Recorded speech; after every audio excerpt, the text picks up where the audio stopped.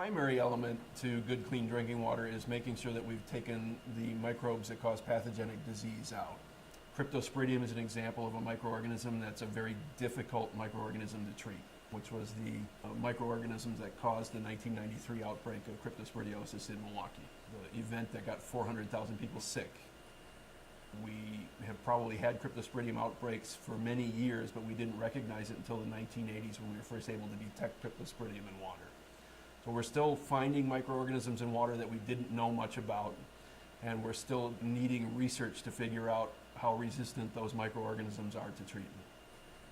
The treatment process that we employ here mimics the treatment process used at most what we call surface water treatment plants. What we have in lakes are particles that include pathogens in them. So what we're actually doing in here is adding a chemical called a coagulant to the water, and that coagulant allows those particles to start binding together. And then once they've bound together, they can settle out. So what you're looking at here is the material that was in Lake Mendota that we didn't want to drink, and this process was highly effective at removing it. The most significant concern from a water quality perspective is the pipe that's older than the 1950s, because this is something we call unlined pipe.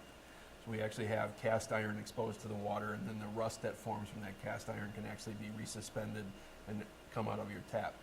One way that folks look at this is you're taking this nice clean water that you produced in your water treatment plant and you're putting it into what would be labeled a dirty distribution system.